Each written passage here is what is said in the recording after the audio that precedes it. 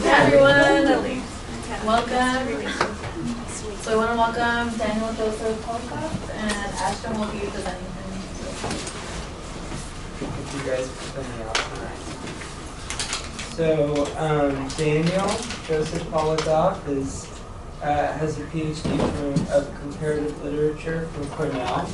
He's a poet, translator, and internationally known Rilke scholar. He has guest taught at Sonoma State University and the PCC program here, and is currently an adjunct professor in the Jungian Psychology and Archetypal Studies program at Pacifica Graduate Institute.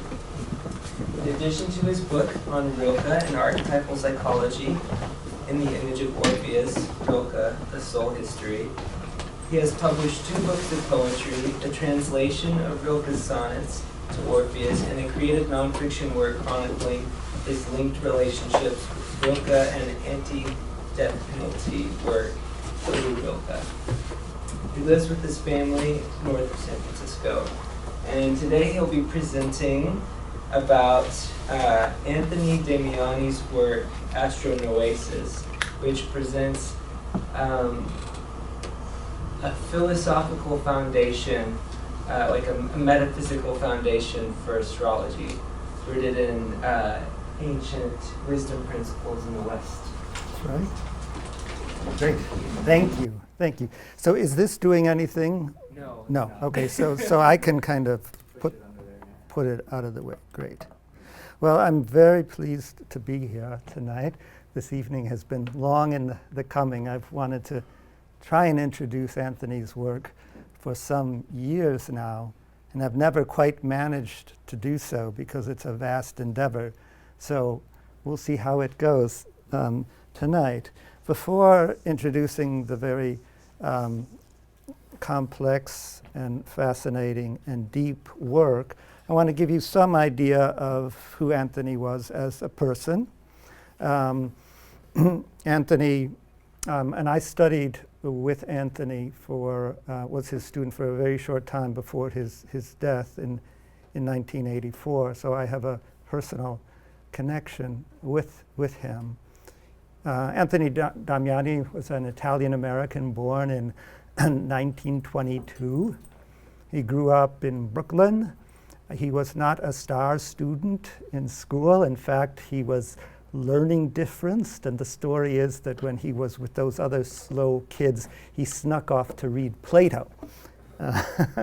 And from the first, he was very much a self-taught philosopher.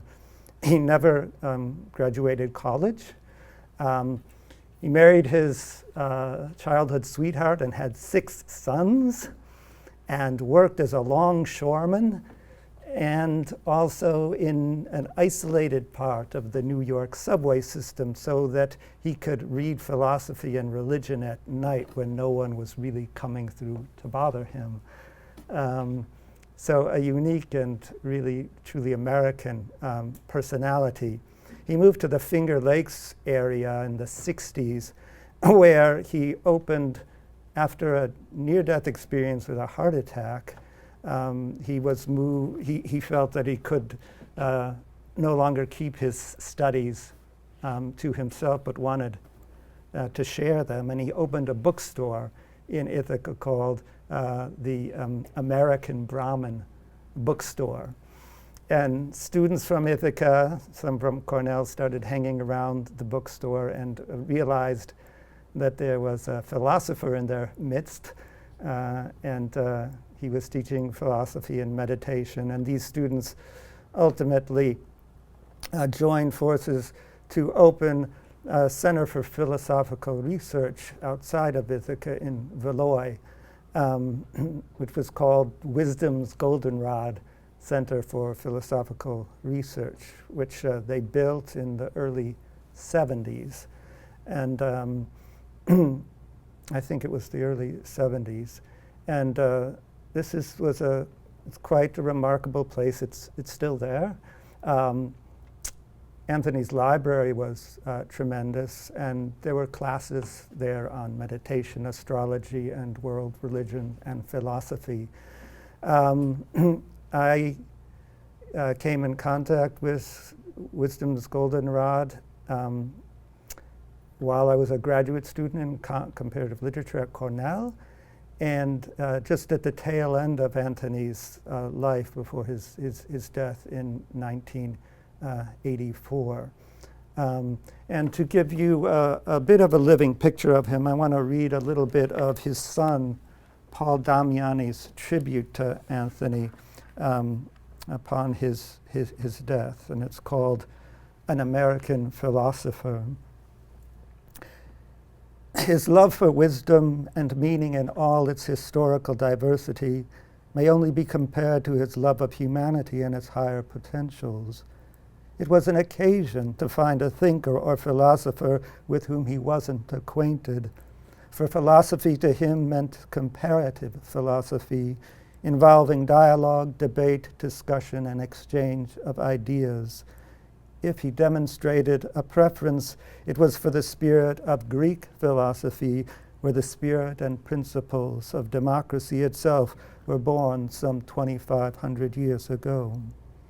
He is an American philosopher in the tradition of Ralph Waldo Emerson, wherein he placed upon himself the demand to acknowledge and investigate the human being's striving for a nobler life as bodied forth in its diverse cultures, religions, and philosophies. He studied under Christian Jesuits, Hindu pundits, Zen Buddhists, and New York professors. By the way, in the last years of his life, he was a close personal friend of the Dalai Lamas as well, and vice versa. Yet like Emerson, he had to go his own way in the face of opposition from all quarters, friends, foes, families, and students. For all his erudition, he was no scholar or academician, but more like an artist inspiring those around him to explore the mysteries of the universe, soul, and God, always egging one on, ensnaring one into thinking. And in the act of thinking, he would point to those diviner implications in the human being, the light of his soul, its ordering presence, and the facticity of each person's higher potentials. Philosophy for Anthony was this inalienable aspect of the human being. No school, religion, or group has a monopoly on it, for it flows and follows along the spirit of wonder and inquiry itself. For as he once expressed, philosophy aims to bring about good citizenship with the whole of humankind and the world. So that's a little sketch of Anthony. And Paul's mention of Emerson here is highly relevant, because in fact there's one natal chart in Astronoeisis other than Anthony's own, and that's Emerson's. Something of the gist of that connection might be glimpsed in the fact that Emerson and Anthony's own mentor, Paul Brunton. Does people know of Paul Brunton and his work? Yeah. He was one of the very, very first individuals, a British man who went to the East and to Egypt and really brought back meditation, yoga. So one of the pioneers of the actual praxis of Eastern spirituality in the West. Anyway, Paul Brunton employed virtually the same term in designating the spiritual essence of the human being. Brunton's over-self and Emerson's oversoul are one and the same idea. And both Brunton, who Anthony and all of us used to call PB, that's what he went by for Paul Brunton, and both PB and Emerson, like Anthony after them, integrated Eastern and Western spiritual perspectives. This is more explicit in Brunton's career, which revolved around his, at the time, path-breaking work. Nor were certain strains of Eastern, especially Vedantic spirituality, unimportant to Emerson, our own American Brahmin. Even so, Emerson worked more deeply out of the Romantic tradition of philosophy and poetry, and that tradition's focus on nature as a source of wisdom, guidance, and divine revelation. Emerson himself, moreover, was no stranger to the Greek philosophical currents that flowed so powerfully into the Romantic imagination. A passage in Emerson's essay on the Oversoul resounds with Plotinian echoes. Within the human being is the soul of the whole, the wise silence, the universal beauty to which each and every part and particle is equally related, the eternal one. Nature and the soul, and that means two, cosmos and psyche, and the way each mirrored the other remained Emerson's chief objects of contemplation after his decisive break from the church. Anthony figures as an heir of Emerson in this respect, and does so too on account of his radical originality, of his vast vision. Emerson opened his little book on nature with these resonant words: "Our age is retrospective. It builds the sepulchres of the fathers. It writes biographies, literary biographies, history, criticism. The foregoing generations beheld God and nature face to face, we through their eyes. Why should not we also have a poetry and philosophy of insight and not of tradition, and a religion by revelation to us and not the history of theirs? Embosomed for a season in nature whose floods of life stream around and through us and invite us by the powers they supply to action proportioned to nature.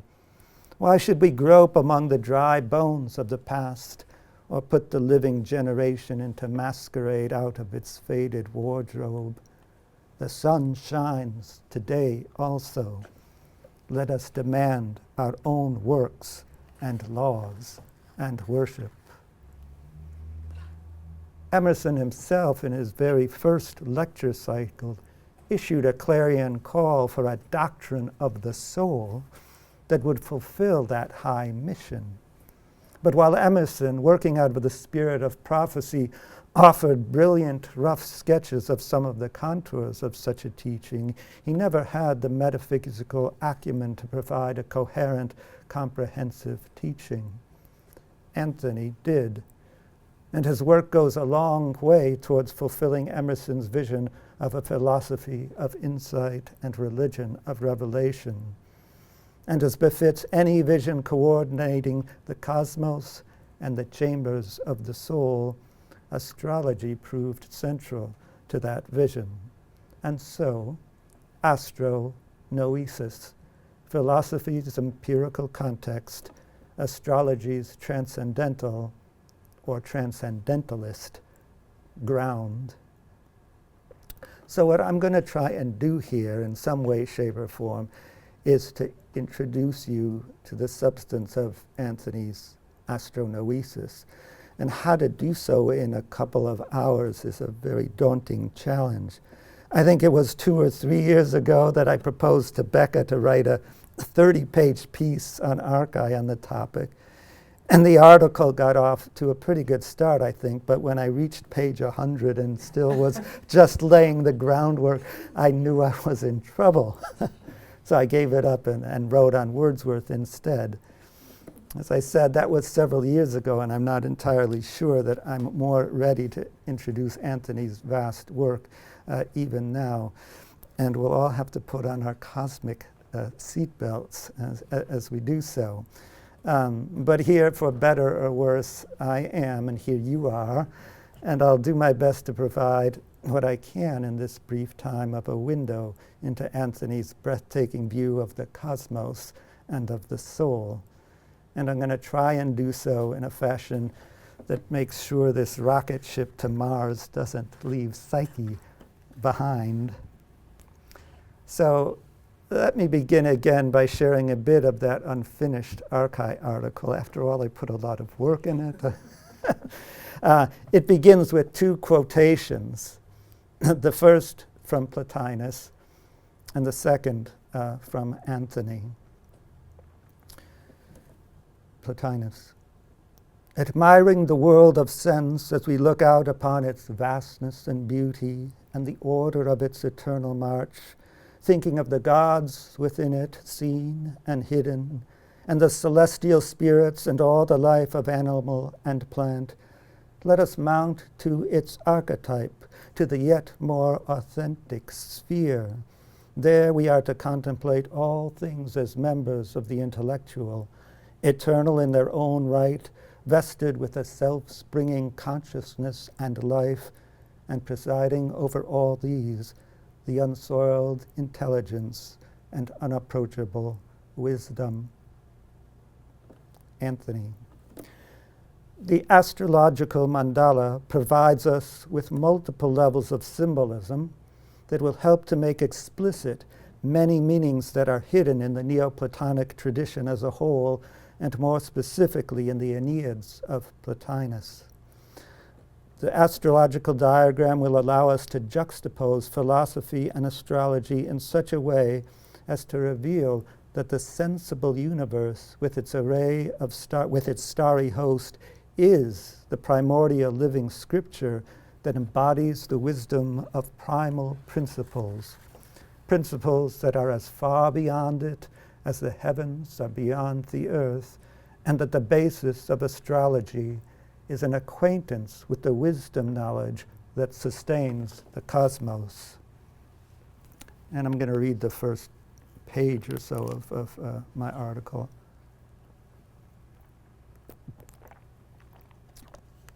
As it introduces some of the critical themes that I'll be talking about. One is the relationship between philosophy and archetypal cosmology, or in-depth psychology. Archetypal cosmology, as the etymology of the name indicates, owes an inherent debt to the Greek philosophic tradition, especially its Platonic and Neoplatonic currents.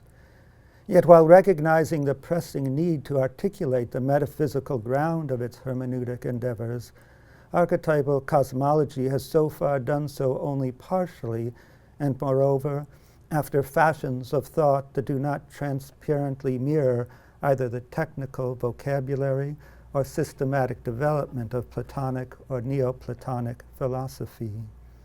No doubt such reticence devolves from two factors: the immense complexity and difficulty of Plato and Plotinus, and, more essentially perhaps, biases inherent in Plato and Plotinus that can make the pure form of their thought inhospitable to, and even repressive of, material and psychological dimensions of human reality.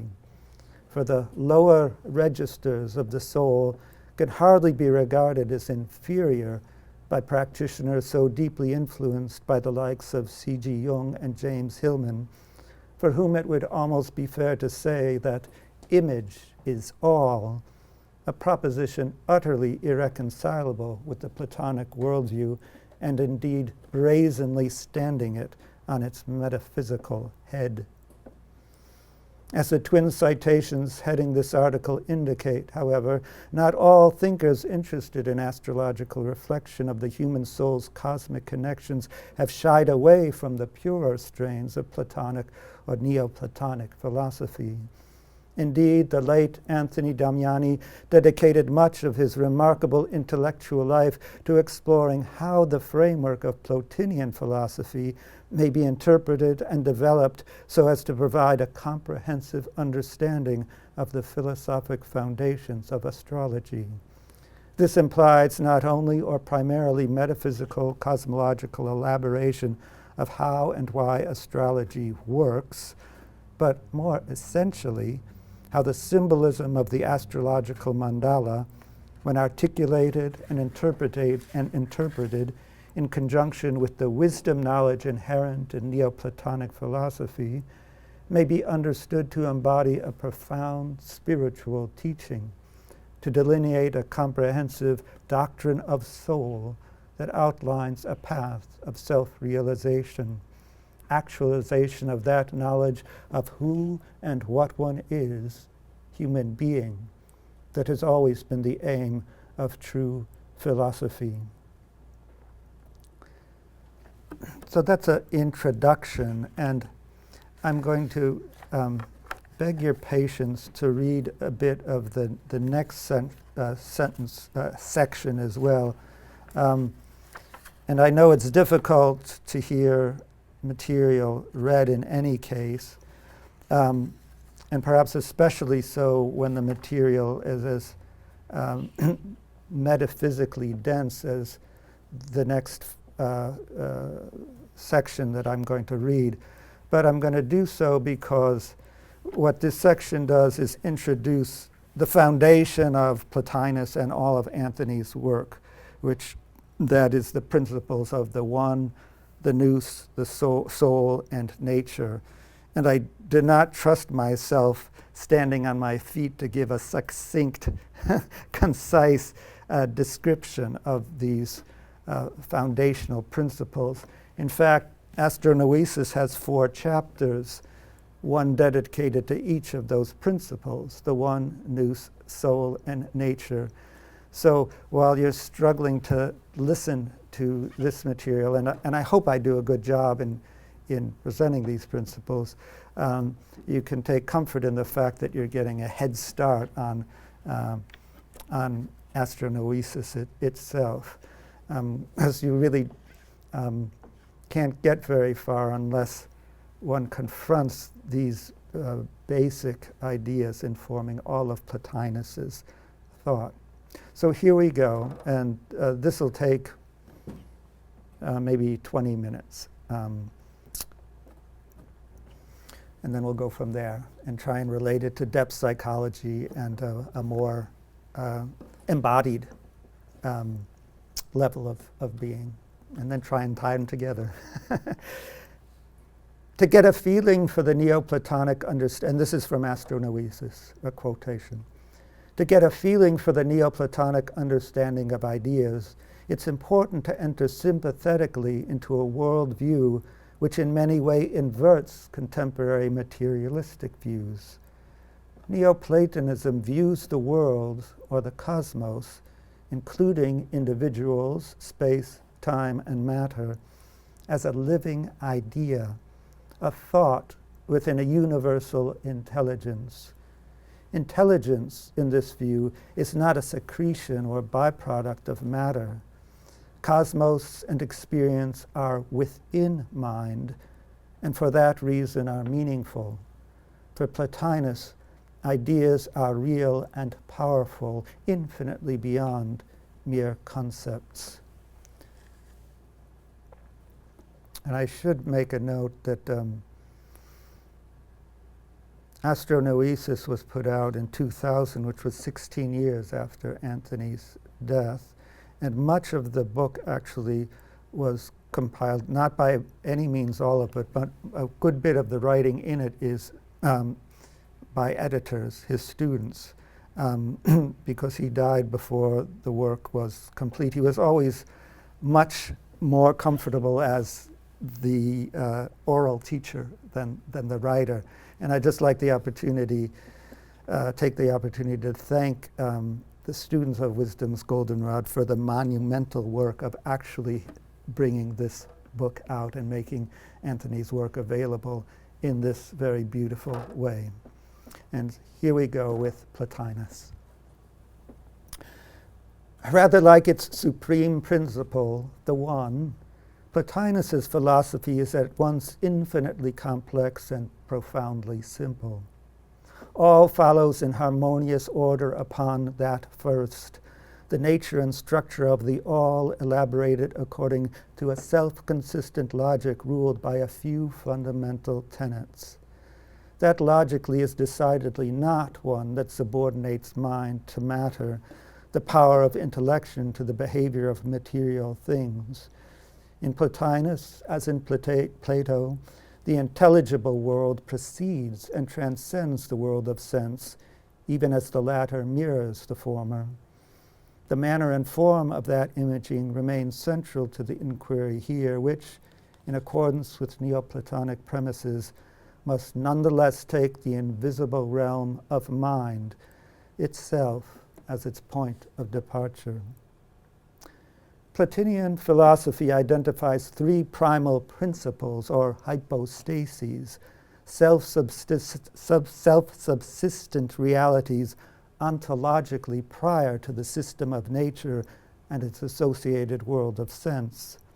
Any understanding of Plotinus accordingly must begin by endeavoring to comprehend something of the nature of these three primals, the one, the nous, which is also called the intellectual principle or the divine mind, and soul. While these terms and their corresponding metaphysical elaboration may initially seem abstract and far removed from the realm of familiar human experience, such need and indeed should not remain the case. For in Plotinus's view, the one, nous, and soul are, on the one hand, divinely numinous principles of infinite scope and power, prone to dwarf the puny conceptions we form of them, and on the other, the present ground of any and all genuine human experience, and indeed precisely that within experience itself that lends it authenticity, and so, to employ a colloquial turn of phrase, makes it real. Let's endeavor then to form a preliminary idea of Plotinus's three primals. Plotinus. The one is all things and no one of them. The source of all things is not all things, but a universe from an unbroken unity in which there appears no diversity, not even duality. It's precisely because there is nothing within the one that all things are from it. The first and highest hypostasis, the originative and ultimate term of his philosophy, Plotinus calls the one, the Plotinian equivalent of the Platonic good. As its name implies, the one itself is unitary, and indeed the source of all unity at all levels of existence. Yet while perfectly simple in and of itself, the one also possesses infinitely abundant power, so that the full multiplicity of all possible authentic existence inheres in it, but not yet as diverse forms of being, for the one is super-essential and transcends being, but in a manner that does not in the least divide or part its unity. Beyond any and all forms of predication, the one thus exceeds the logical distinction between the one and the many, and any other such logical distinctions, including that between transcendence and immanence. For while transcending any particular delimitation of its nature, the one remains the ultimate ground of, and so is omnipresent in or to, all authentic existence.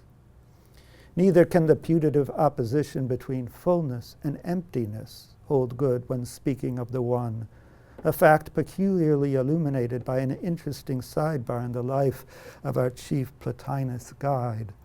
During the years of his work on Astronoeisis, Anthony Damiani lived in the proximity of a thriving Tibetan Buddhist community and took part in many philosophical debates with members of that community.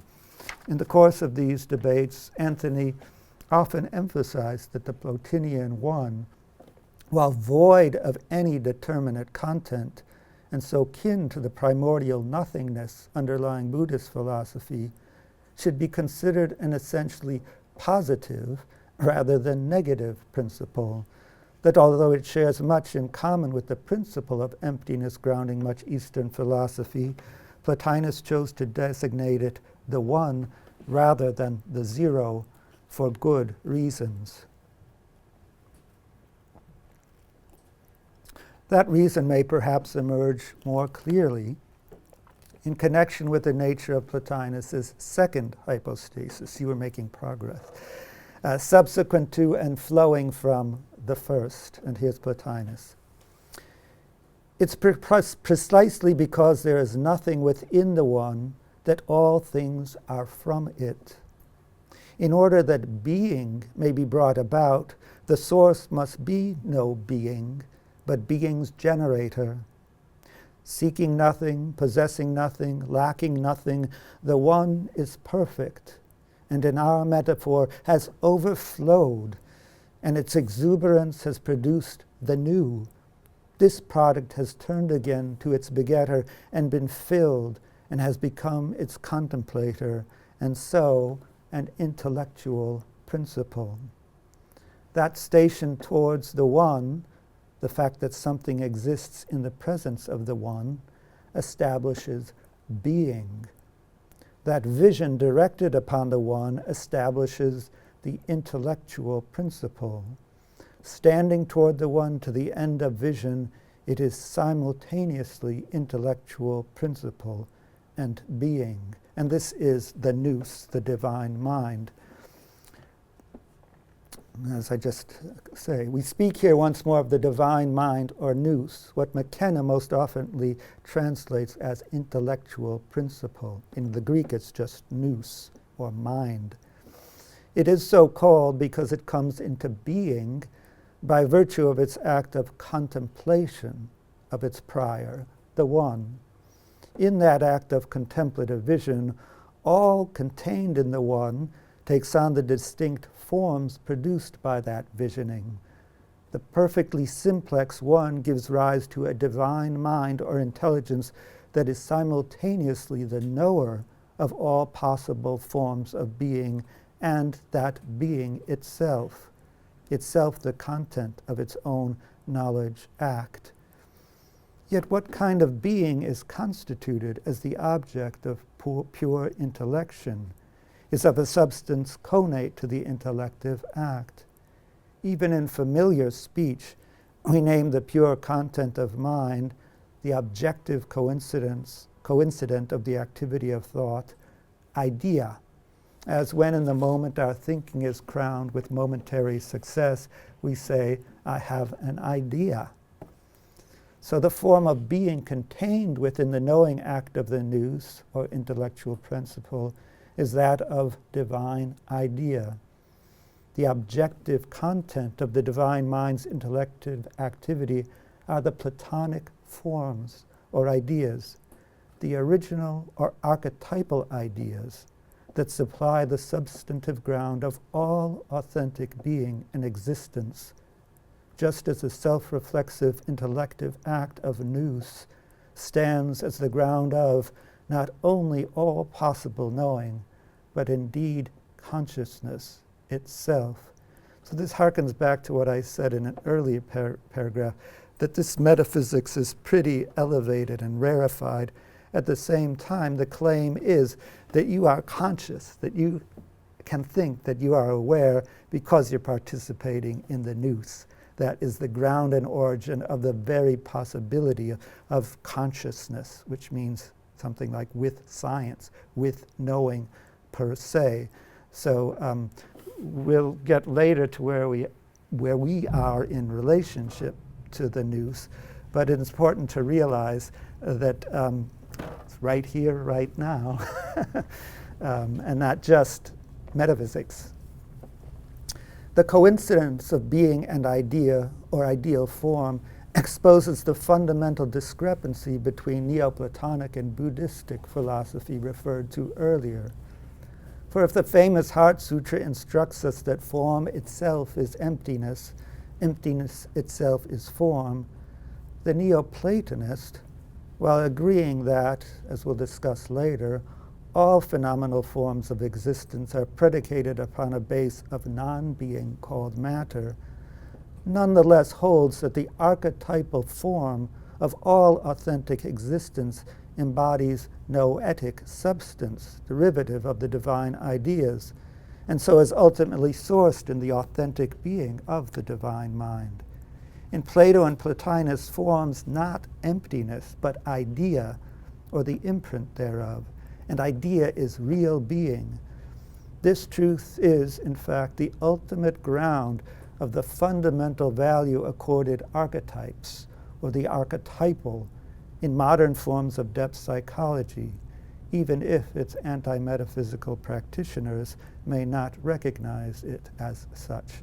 So this is part of the motivation for this whole stream, is that if you're engaged in archetypal studies of any sort, archetypal astrology, archetypal psychology, and you're using that term, the claim is that what it all goes back to is the nous, is the divine mind, the Platonic forms. And we'll, again, later speak about the difference between the depth psychological and Platonic view of the ideas. Yet what of the all-important difference between the intelligible and sensible worlds, ideal form and phenomenal appearance? For in the contemplative vision proper to its own intrinsic being, nous itself remains eternally unmoved, above and beyond the transience permeating material existence. By what mediation might the forms resident in the intelligible sphere enter into manifestation? This question shifts our attention to the principle consequent to the nous in the divine order, Plotinus' third and last hypostasis, soul.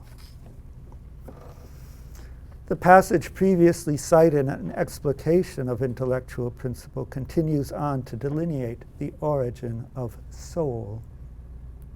Standing towards the one to the end of vision, it is simultaneously intellectual principle and being, and attaining resemblance and virtue of this vision, it repeats the act of the one in pouring forth a vast power. This is the nous. This second outflow is an image or representation of the divine intellect, just as the divine intellect represented its own prior, the one. This active power sprung from essence, from intellectual principle considered as being, is soul. So nous is the emanation of the one, and soul is the emanation of the nous. Soul arises out of the motionless intellectual principle, which itself sprang from its own motionless prior. But the soul's operation is not similarly motionless. Its image is generated from its movement. It takes fullness by looking to its source, but it generates its image by adopting another, a downward movement. This image of soul is sense and nature. So we begin to come then upon the heart of the matter, the vehicle of relation between mind and matter, the intelligible and the sensible worlds. In approaching what Plotinus knows as soul, we verge upon not only the living essence of what we as human beings are, but as well the power responsible for creation of the visible universe, the origin and author of the cosmos. For as Plotinus tells us, soul is a vast power that, flowing forth from the nous on account of the latter's superabundant intelligence, contemplates the ideas constitutive of the divine mind and the authentic being contained therein, and in the form of movement definitive of life itself, manifests that archetypal intelligence as it shapes the living universe, creating all things great and small. Plotinus. Let every soul recall then at the outset the truth that soul is the author of all living things, that it has breathed life into them. Whatever is nourished by earth and sea, all the creatures of the air, the divine stars in the sky.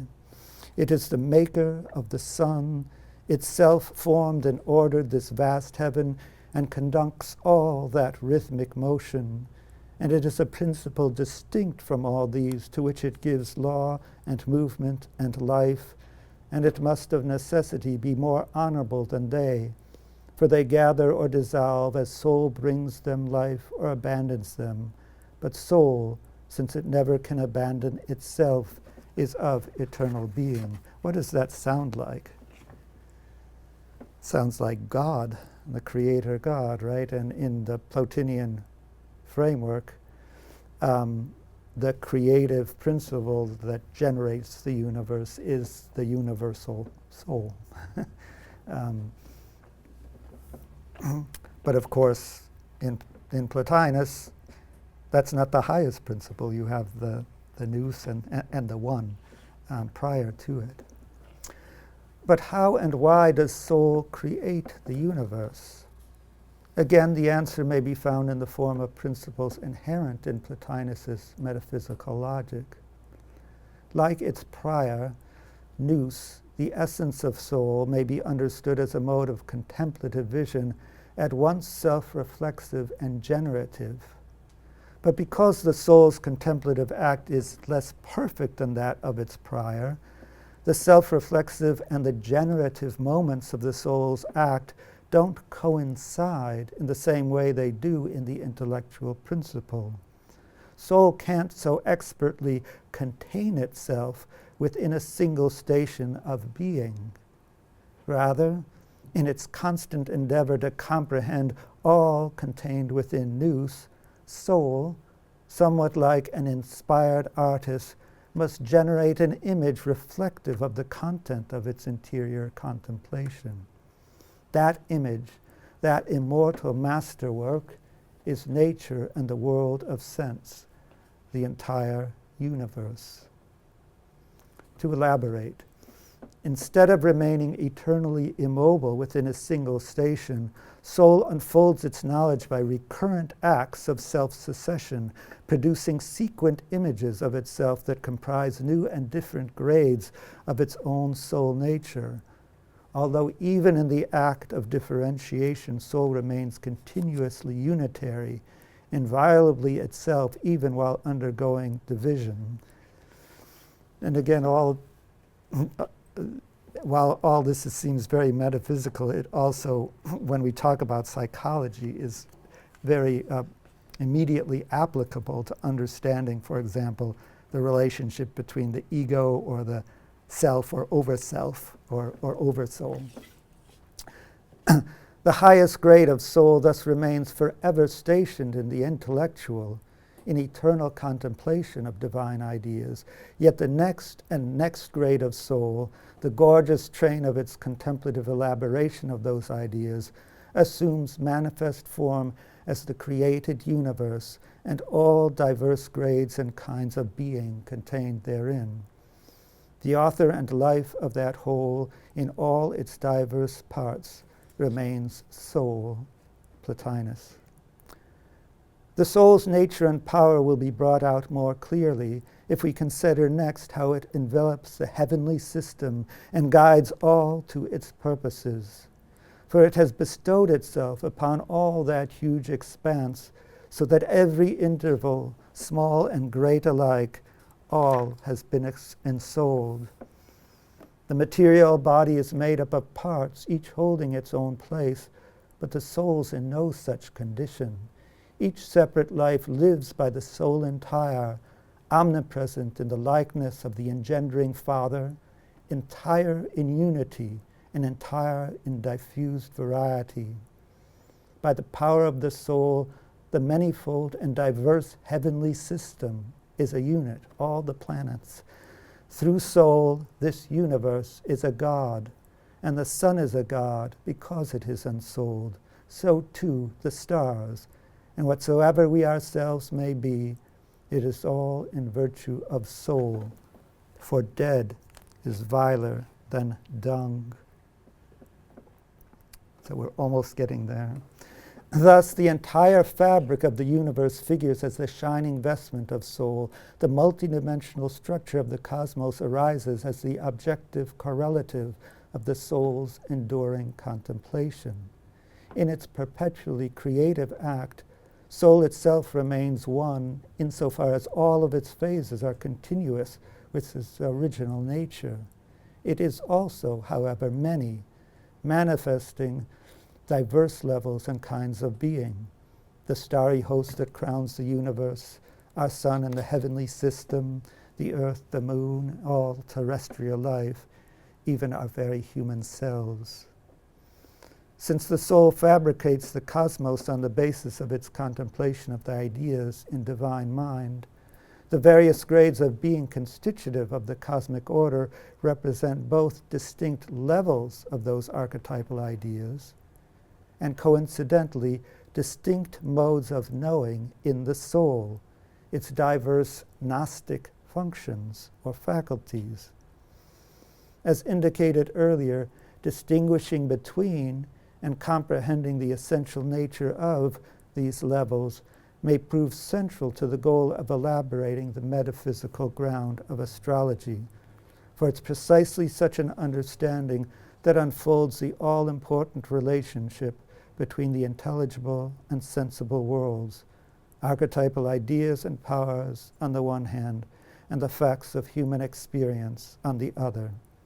The logic of that relation, the dynamic ratio between divine ideas and human sense, comprises the heart of the doctrine of soul inscribed in Damiani's Astronoeitic vision. For, in accord with Neoplatonic premises, Damiani understands the human soul's participation in the world of ideas as the path towards true wisdom or spiritual realization. It is so because it is by virtue of such participation that the individual human soul may achieve consciousness of what and who she, in truth, is, a particular embodiment of the universal forms of divine intelligence, and so a vessel of God. All right. Well, thank you for listening to that. So before we go on and try and hopefully reap a little bit of the harvest, I do feel that it's important to try and go to that most fundamental level of thinking, because that's where Anthony is coming from, and it gives a different place from which to focus then in on particulars in astrology. But before I go further and try and bring some of these ideas more down to earth, does anyone have any pressing question that emerged out of that rather rarefied, but I hope not unclear presentation? If not, I will merely go onward. But good. I'm hoping we'll have time, that I will be able to leave time for questions, significant number of questions at the end if they come up. Okay, so that's just the beginning of a foundation for understanding the most essential metaphysical principles underlying Astronoeisis. I'm not, however, going to read you any more of that unfinished paper. I'm going to have to find some other means of catapulting us ahead to more familiar, though perhaps less stable ground. So to progress from these metaphysical foundations to a cosmological understanding that can more immediately inform our understanding of astrology, we can look at the reflection of Plotinus's hypostases, as such are contained in the form of a kind of a copy or image, here in the system of nature, the cosmos itself. So all these principles, the One, Nous, and Soul, are reflected in nature, the structure of the cosmos. And for this purpose, I'd like to draw upon another esoteric source, the Corpus Hermeticum, the 11th chapter of which, entitled Nous to Hermes, provides a spectacular and cogent summary of the distinct ontological levels comprising the cosmos. And the relevant passage, has anybody read any of the Corpus Hermeticum? Yeah? Yeah, it's quite an astonishing work that blends Egyptian mystery wisdom and biblical knowledge with Greek philosophy. So it's a very interesting work. So here we go. Mind, or Nous, to Hermes. Since people have said many contradictory things of all sorts about the universe and God, I have not learned the truth. This is Hermes speaking. Make the truth plain to me, Master. The Master is Nous itself. It is you alone on whom I may depend to reveal it. Mark my words, then, Hermes Trismegistus. and remember what I say. It's not every day you get a chance to hear the divine mind speaking, so pay attention. Remember what I say. I will not hesitate to speak what occurs to me. Hear how it is with God and the universe, my child. God, eternity, cosmos, time, becoming. God makes eternity, eternity makes the cosmos makes time, time makes becoming. The essence, so to speak, of God is the good or the beautiful. The essence of eternity is identity, of the cosmos, order, of time, change, of becoming, life, and death. But the energy of God is mind, nous, and soul. The energy of eternity is permanence and immortality. The energy of the cosmos is recurrence and counter-recurrence, of time, increase and decrease, of becoming, quality and quantity. Eternity, therefore, is in God, the cosmos in eternity, time in the cosmos, and becoming in time. Well, that's a mouthful. So this is heady stuff, but no more so than Plotinus or many other esoteric sources. I've made a kind of map or chart of these levels, which you'll see here: eternity, cosmos, time, becoming. And to kind of try and concretize what Hermes is speaking of, I've added correlations from Anthony's own work, because each of the degrees of being or soul consciousness Hermes speaks of can be seen more or less along the lines of Plato's divided line as levels of the sun or cosmic soul's intelligence, the invisible metaphysical ground of our own solar system. So this would be the sun as a star, the starry sphere itself with eternity. And then the sun as a logos or reason contained within itself as the mind of the sensible universe. This is also, again, another fourfold of unity, mind, soul, and nature or body. These fourfolds appear all over the philosophic terrain. So this is the sun as the solar logos, and as you'll see, we'll associate it with Uranus, Neptune, and Pluto. And then at this level of the soul level of time, you'll remember that Plato talks about the planetary spheres as time. This is indeed the sensible sun and the planetary, the sun as a planetary center, and all the powers of the sun. And then in the fourth place, the body place, we have the Earth itself as the body of the solar system. So again, unity, mind, soul, and body. The sun as star, this interesting, difficult place of the solar logos. Both of these, which in terms of the divided line are in the still in the intelligible world.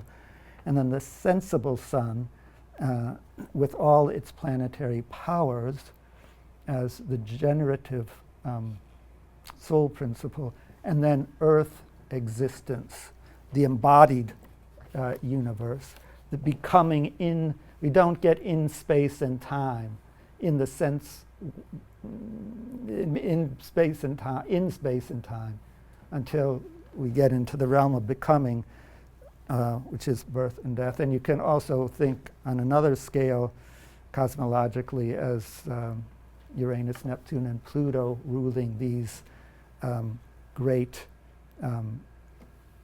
domains of the cosmos.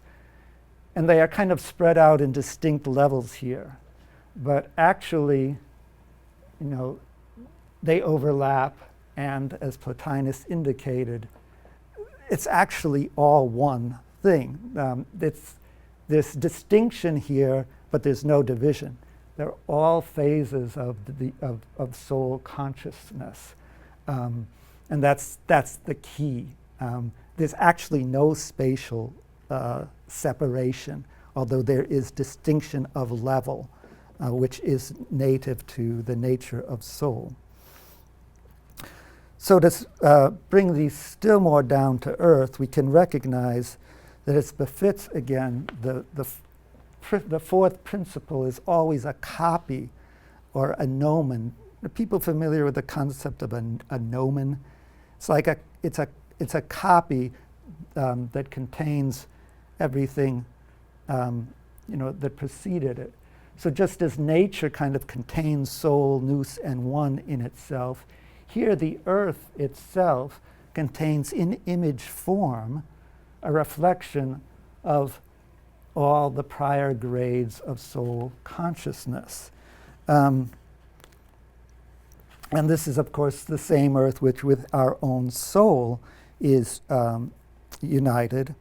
And that, for Anthony, gives his license to identify the correspondent levels of the earth existence and of the human being there with what he calls the subtle bodies. And these subtle bodies, which Anthony draws upon Neoplatonic vocabulary, he calls them the Ogeiades, the Neuron body, the sun-like body, and the moon-like and Shelley body, which go together. Those are actually correlated with, well, the Ogeiades is what Emerson would call the oversoul, or PB, the overself. It would, in terms of a chart, be the unity, which you find nowhere in the chart, but is the transcendent unity, which ties it all back to the very first principle. And you don't have any chart, you don't have any person, you don't have anything until they're first a one in terms of Plotinus's philosophy. And then at the level of neuron, or what Anthony will talk about is reason, with a capital R, that's the transiting Uranus, Neptune, and Pluto, and the sun-like body, and this level here reflects this level. And the neuron reflects this level.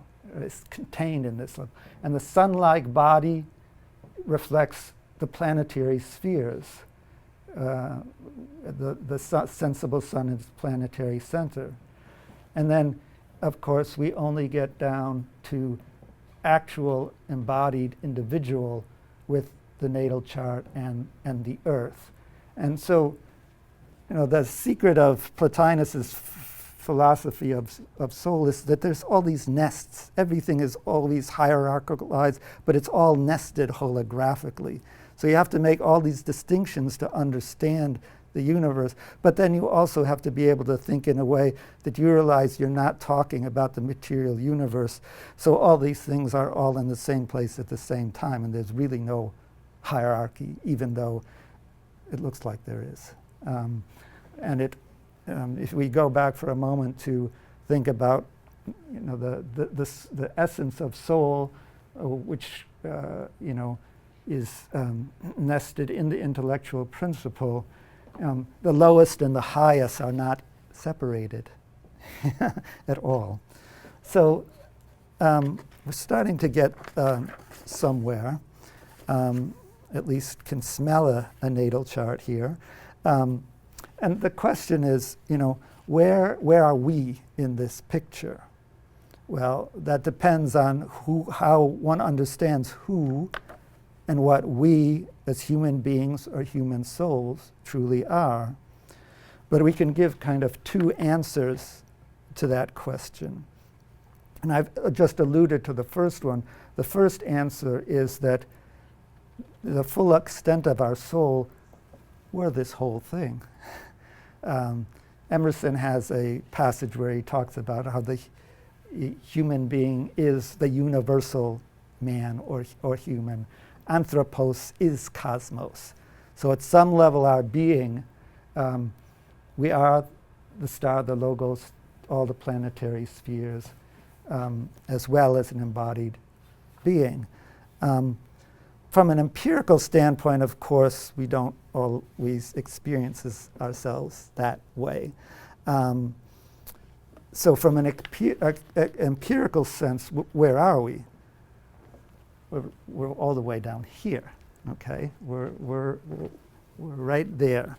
We're identified with what Anthony calls the moon-like and the Shelley bodies, which is kind of fancy words for the psyche and the body, the psychosomatic character of our being.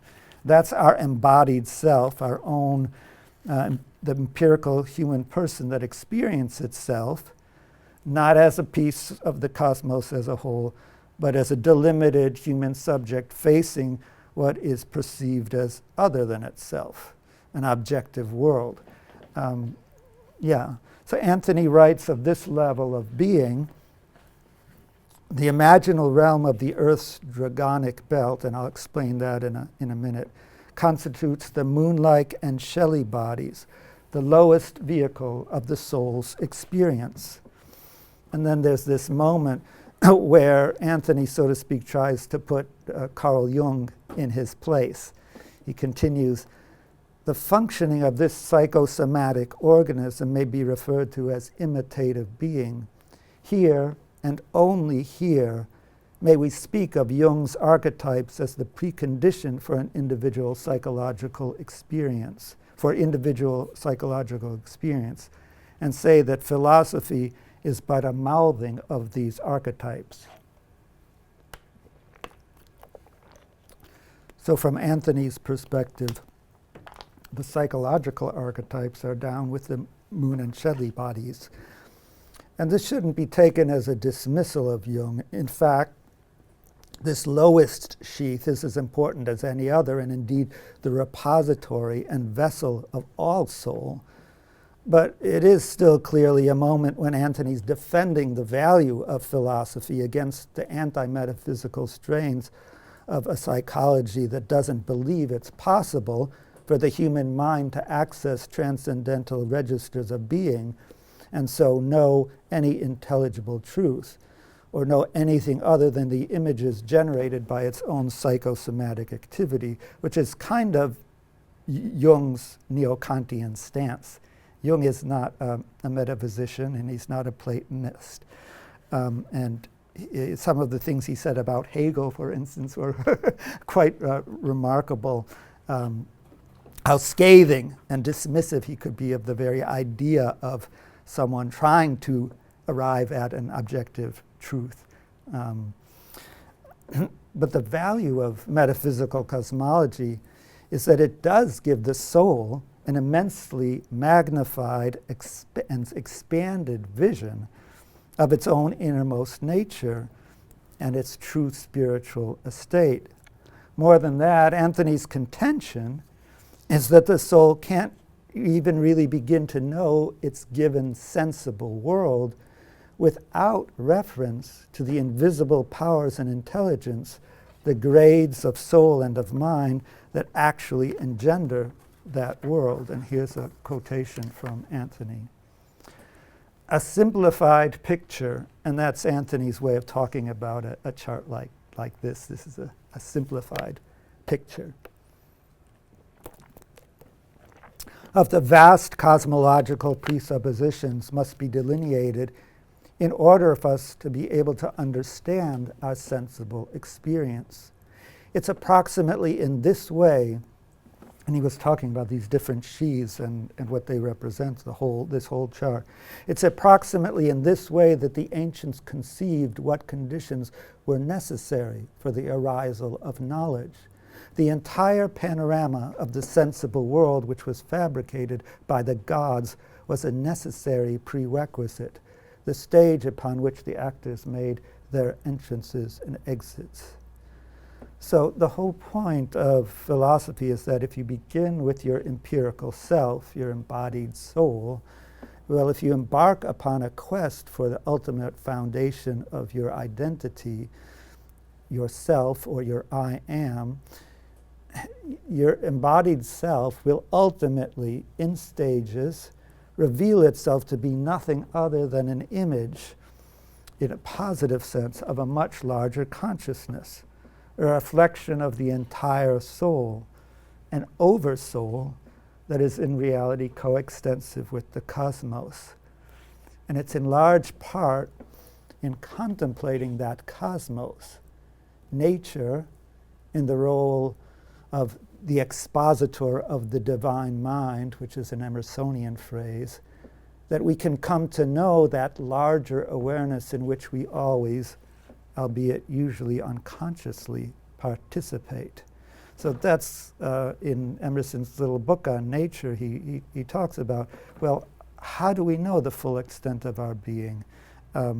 Because if we just look subjectively, we don't get that far. We need to look at the whole, at nature, the stars, the sun, the whole picture. That said, historically, we do need to recognize that there's a potentially critical point of difference between psychological and philosophical approaches to the self as soul, or the soul as self. Because the Platonic philosopher like Anthony or even Emerson takes a transcendental point of departure for inquiries into the human soul, while depth psychology tends to begin and sometimes end with the psychosomatic, the moon-like or Shelley-like bodies, the embodied soul. This difference, just as it applies to an understanding of the origin of archetypes as such, applies as well to the very idea of soul informing these two traditions. And please be aware that I am not diminishing depth psychology here, because each one has what the other one needs, is my ultimate point. That difference is highlighted by the very first sentence of Plotinus's very first Aeneid, titled "The Animate and the Man." So this is the beginning, the very first sentence of the whole Aeneids.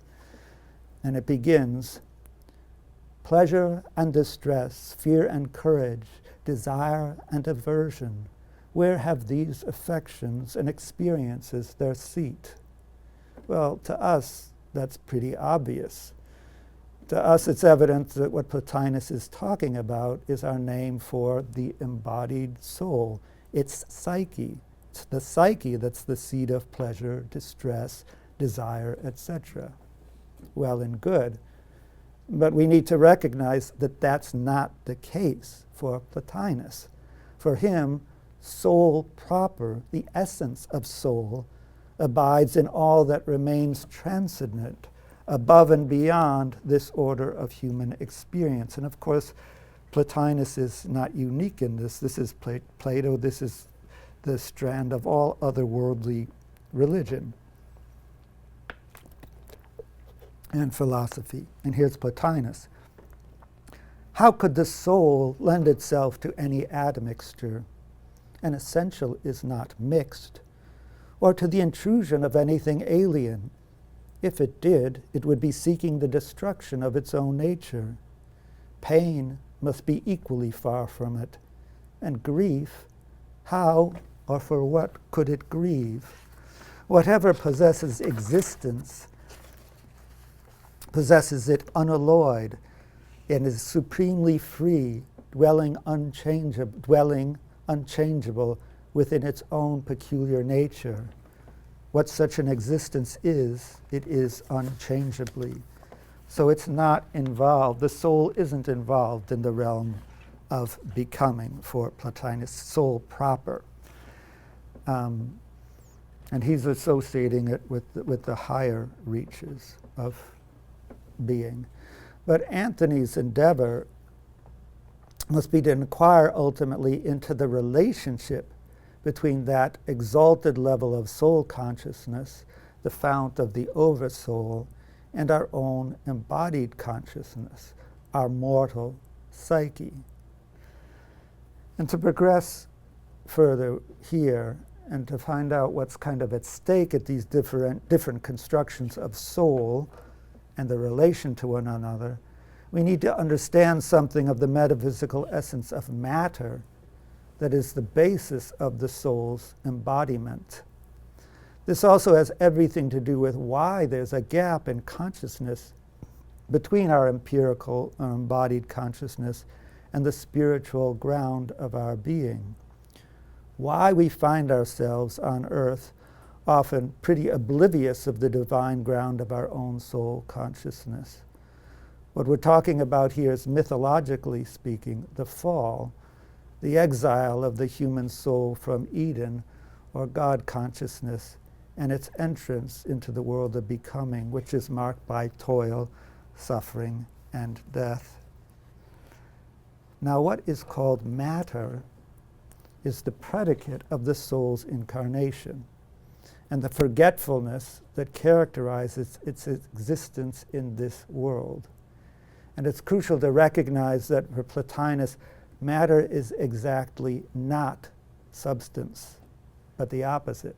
And this is very interesting. Matter is the absence of all real being, life, intelligence, or form. Matter is nullity, the absence of consciousness. As such, it functions as the ground of what Anthony calls tropes, and which we can readily recognize as the automatic and iterative channeling of energy associated with samsara, the ineluctable force of habit, which, at a far deeper level, constitutes karma. The realm of repetitive function is essentially the default of conscious function. It's also what we call the realm of the instincts, and Anthony associates it with what he calls the dragon, and with the automatic compulsion of instinctual life. And this isn't a minor force, but a tremendous one. It's the force of nature, and it is by definition unconscious. So the idea is that soul, nous is consciousness, and soul has consciousness, and these are all levels of self-awareness. And you need the principle of matter, which is nothing, which is a principle of negation, to be able to have an ego that experiences something as other than its own consciousness, and experience itself as in space and time, rather than just as part of the seamless whole of spiritual reality. But let's hear for a moment Anthony's description of the nature and origin of this dragon that is associated with that mixture of soul and matter that we call psyche, and Plotinus calls the animate. So again, we're trying to get to, well, how do we understand how we have the empirical consciousness of a subject divided from objects in the first place, when the ground of our being is cosmic in extent. And here's Anthony on that question. If we conceive of the Mother Earth as a goddess within whose domain has transpired the manifestation of innumerable species of life, their immediate origin would be her body itself. This body will contain the necessary ingredients for the building up of the two lowest sheaths, what are referred to in Neoplatonism as the Shelleyan moon-like bodies, the psychosomatic. That's us. This material has been recycled innumerable times. It therefore has certain tendencies or proclivities which are indications of past functioning, and which may be referred to as tropes. The combination of the great elements into organized living bodies includes these selected responses or tendencies that manifest themselves in the body's functioning. And here are retained traces of the entity's functioning after its dissolution, and the totalities of these traces constitutes the memory of the earth. This beginningless ontogenetic and phylogenetic development is the source from which and within which the bodies of all living creatures are produced and live. This indefinite and indeterminate storehouse of images, this seething cauldron of innumerable disembodied functionings is suggestive of the nature of the dragon. The moon-like and shelly bodies of living creatures are an embodiment of it, and their activity is refunded to this subconscious. So those of you who are listening with Jungian ears may recognize that this dragon, this subconscious, is in fact very close to what Jung calls the collective unconscious. It's the collective force of all the traces of prior life and its energy. Okay, so to try and get some kind of review of how we're trying to understand ourselves here, we can say that we've actually laid the groundwork for a threefold understanding of our human being. We have, first of all that Plotinus would rank with essential soul, with that which in and of its own essence isn't involved in the body or the realm of becoming at all, and would be probably more likely to call that spirit, and it is effectively superconscious. Then we have the dragonic instinctual realm of the unconscious, that is the soul in its association with an attachment to the body. And third, we have the soul or psyche itself, a part of which, so to speak, is thus attached to and immersed in the body, and another aspect of which remains continuous with and participant in that higher register, Plotinus's essential soul or spirit. So we're back here to a tripart division of the human being into something we could call spirit, soul, and body, which, as Hillman perceptively recognizes, is absolutely necessary to avoid those stark dualisms that actually violently suppress the reality of the medial term, the soul qua psyche itself or herself. Now, how do these terms relate in the model that Anthony's trying to develop? One that would effectively synthesize philosophical and depth psychological perspectives on the soul. Because the philosophical perspectives tend to emphasize the value of the spirit, and the depth psychological perspectives are invested in the reality of the embodied soul, and they can see things in very different ways. And what's at stake here is trying to see them as part of one picture, based on these wisdom principles with astrology as a vehicle of doing so. So as we heard in the introductory passage about the soul, even if portioned into a phase that remains undivided, the spirit, and one that's divisible among bodies, remains an inviolable unity. It's still one and the same soul. So the soul in the body innately aspires to reunite in consciousness with that higher oversoul from which it descended, and which is ultimately the ground of its true being, its I am. But, and here's where a contemporary depth psychologically informed model differs critically from certain older logocentric forms of thought, this can't entail abandonment of the embodied soul, the psyche, but rather, as in the myth of Psyche and Eros in Jung's psychology, it involves the purificatory transformation or metamorphosis of the psyche, so that this embodied soul metamorphoses into a sacred vessel that can effectively unite with spirit and vice versa. This ultimate integral unity of spirit, soul, and body is the final goal of alchemical process. So it's true that there's no higher or lower,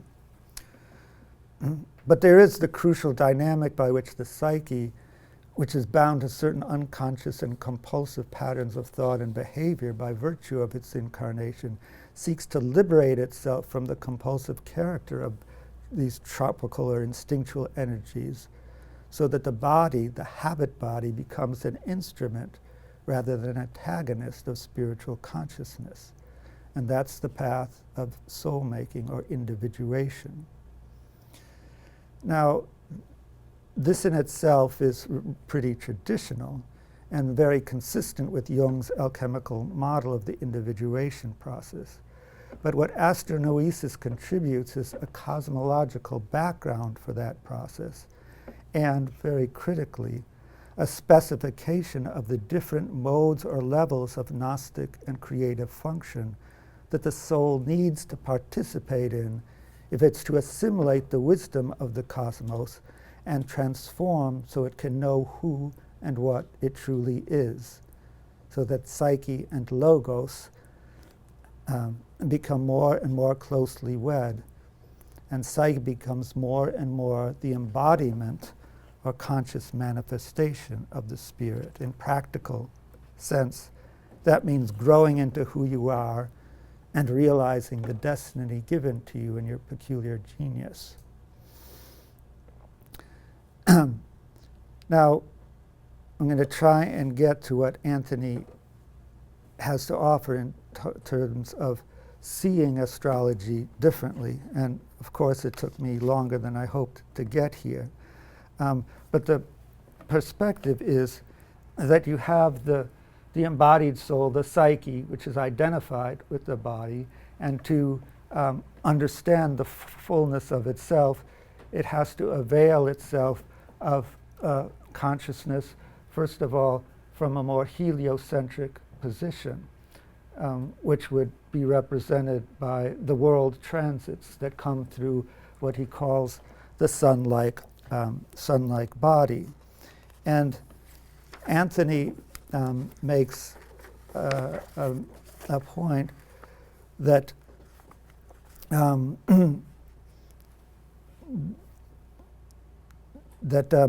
the way he understands the planets at the level of the sun-like body is as rational or Gnostic functions.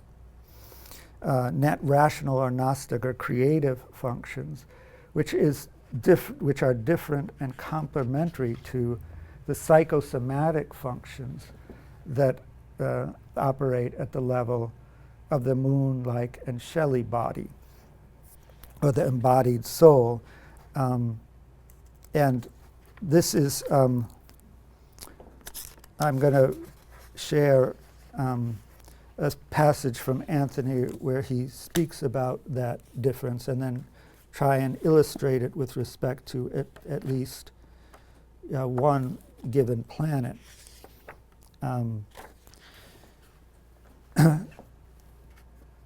So here's Anthony on the planets as rational and instinctual functions. Every individual human soul as related to the earth soul participates in the unembodied rational soul powers, as well as in the embodied functions imaged in the dragon.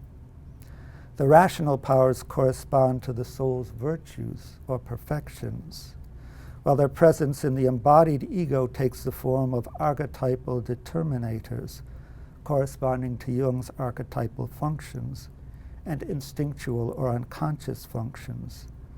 Another way to say this is that the undivided rational mind is creative and Gnostic. The embodied ego functions are transformed by these powers and are available to the individual person in experience. The planets are the presence of the soul powers or functions, and they function at a spectrum of levels. The natal planets in the houses are the physical instinctual functions, and in the signs, the psychic functions. But the planets as transiting are the rational soul powers or virtues. And only as reflected within the individual ego, what Plotinus calls the animate, or we call the psyche, are these powers fragmented. The actualization of these powers is illustrated in astrology, where the rational powers of the soul are represented by the transiting planets and the embodied powers by the planets in the natal chart. The individual functions represented by the natal positions are both continuous with and distinct from the transiting powers. Thus, there's a spectrum of levels of function for each of these powers, from the instinctual to the rational. And it's important to notice here that Anthony's not talking about cutting off the psychosomatic functions or the instinctual functions or the psychological archetypes. He's talking about a blending of a rational, creative, Gnostic level of function, which would come from the world transits, with embodied psychological functioning. And that's a kind of difference from certain more orthodox strains of Platonic philosophy, which would entail, so to speak, an abandonment of the psyche and its embodied nature. But at the same time, Anthony's not so clear about any particular power that might be specifically associated with this cooperation of the rational or sun-centered and the embodied or earth-centered faculties. So as a prelude to looking at least one of his delineations of archetypal powers of the soul in both its rational and psychosomatic functions, we should ask, is there indeed such a power? And if so, what is it? This is a crucial question, and in fact one pivotal to the very attempt to marry philosophy and depth psychology. So the answer to this question should be somewhat evident in the way that I've set up the chart. What is it that links the lowest level of the embodied soul with the rational, creative, Gnostic soul powers of the world transits? It's this locus here, which are associated with the personal transits, and you'll see that the moon is identified with that locus. And here again, we can draw on Hermes for help in understanding that. So here's Nous to Hermes. Through me look out on the cosmos set before your gaze, and observe its beauty carefully, a body undefiled, than which nothing is more ancient, always in its prime and young, and yet even more in its prime. And see the 7 worlds spread out below, marshaled in eternal order, each completing eternity in a different circuit. See how everything is full of light, yet nowhere is there fire. The attracting and combining among things contrary and unlike became light shining down from the energy of the God, who's Father of all good, ruler and commander of the whole order of the 7 worlds. Here's the point. Coursing ahead of them all is the moon, nature's instrument, transforming the matter below, and in the midst of the universe is the earth, the nurse who feeds terrestrial creatures, settled in the beautiful cosmos like sediment. Look at the multitude, how great it is, of immortal living beings and of the mortal, and in between the two, the mortal and the immortal, the circling moon.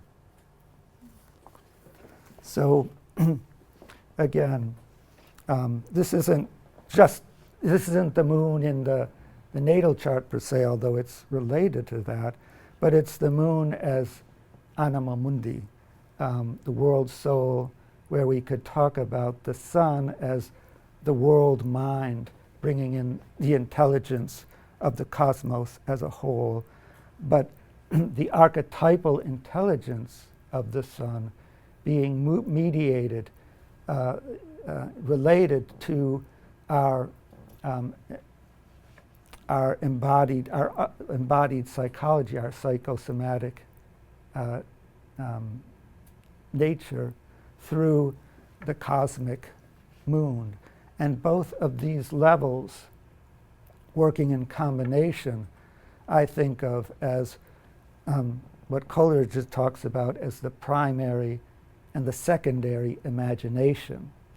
And so taken conjointly, they would represent the creative imagination, which mediates sense experience of an empirical self and its world, with all the higher spiritual intelligence coming through the trans-Saturnians. Well, I can at this point, I mean, we have about 20 minutes left. And I can at this point give an example of, well, I do want to say that to fill that out, and I want to leave time for questions, that how does Anthony describe the moon, for instance, as a rational function? And how would that be different from the way we might usually speak about it? So the moon as a rational soul power, here's Anthony. As the rational soul power of recollection or reminiscence, the Platonic anamnesis, the moon recalls the soul to its true place in the divine mind. Through the power of memory, the rational soul assimilates its experience and provides a continuity through the discontinuous or moment-to-moment manifestation of the world. Memory at the rational level is primarily a power and not mere passivity, and memory is even impeded by the body. And then he goes on to say that through its cyclic nature, the moon also acts as a vehicle of memory, perception, and sensation, and emotion at the level of our embodied nature. And it's this combination of the embodied function of the moon as memory, which sews together ourselves as a personal identity, with the fact that the moon acts as this vehicle of reminiscence, Platonic anamnesis, because the moon is in the course of our lives, the moon, when it operates in this creative Gnostic way, is remembering the creative idea of ourselves that's symbolized by the sun. And as I say, these two cooperate to give us an act of creative imagination by which our psyche, our embodied selves, seek to remember, to recollect the whole spiritual nature of our being, and effectively to reconcile ego and oversoul, to go back to Emerson. Well, we're running short, and I had planned to talk about Wordsworth as an example of an individual in whose life you can see how the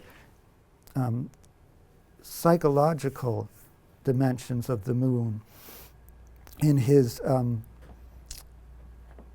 functions of memory and emotion. He defined poetry as emotions recollected in tranquility. And you know that there's a very immediate sense of emotional presence in poems like the Tintern Abbey. And of course, Wordsworth writes the first epic of individuation in the Prelude, which poem itself is a kind of epic expansion of the very personal recollections that he shares in a poem like Tintern Abbey. At the same time that there's this level of personal experience, relationship to the sister, very embodied psychology, he is, in the course of that poem, relating to the wisdom of nature, the wisdom of the cosmos, which is guiding his striving to understand the soul and to understand himself. And that's the theme of the prelude. And in general, Romanticism, I think, can be looked upon as inaugurating a way that the individual mind, embodied in its personal circumstances, and that embodiment is, again, and I talk about this in the article, which I think I hope you'll all read when it comes out in Archive. The poems like Tintern Abbey and Coleridge's Frost at Midnight, which are called conversation poems, are often identified by the fact that they identify themselves in terms of date, place, and time. Lines written in Tintern Abbey, blah, blah, blah, that's characteristic of these poems. You have this very specific grounding of human experience in given physical and emotional situations. At the same time, the process of recollection, of memory, often in terms of the beauty of nature, reveals a kind of deeper process of reminiscence that is a way of accessing guidance from the cosmos and from the deeper or higher soul that's embedded in that cosmos. And why don't we, so that's kind of a key point here, that what I see is that the reconciliation between a depth psychology, which rightfully is focused on the embodied soul, our embodied experience as empirical human beings, but we know that that personal level never feels sufficient, that the soul is always trying to know more of itself, that we're not satisfied in just our empirical or purely personal relationships. We're looking for some transpersonal, transcendental level of who we are in existence, which is so wonderfully spoken about by transcendentalists like Emerson or philosophers like Anthony. And you have the whole glorious vision of the spiritual registers of the soul that will come through what Anthony calls spiritual knowing, feeling, and willing. And all of Astronoeisis is coming out of an act of spiritual knowing. You're talking about truth that's really detached from a particular experience. And that's very powerful. But in order for that to be integrated into human experience, which is what astrology wants to help us with, you have to go through this medium of the creative imagination, the unfolding of the myth of the life through its different phases. And I associate the moon, the sun with the myth of the life, and the moon with the poesis, the artistic practices that help translate between archetypal intelligence per se, because this is like a one mind, soul, body level within the earth. So the level of the archetypal intelligence that's coming through the planets, well, how do we embody and integrate that? We have to perform some kind of poetics of mind. And this is a lot to do with Hillman's psychology, soul making. And Hillman himself has the sun and the moon conjunct in his chart up at the 10th house.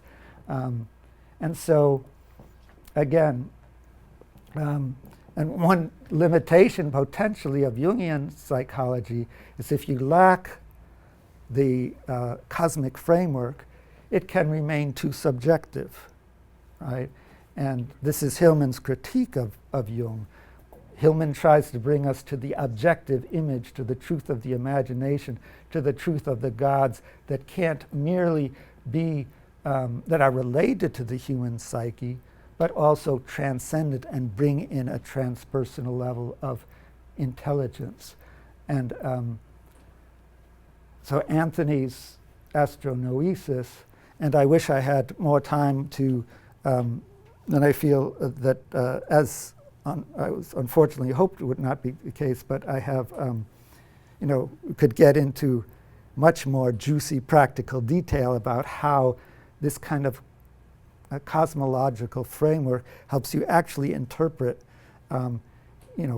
what the planets are, what the meaning of degree symbolism, the quadrants of the house, because it transforms one's whole relationship to astrology if you're looking at it against this background. And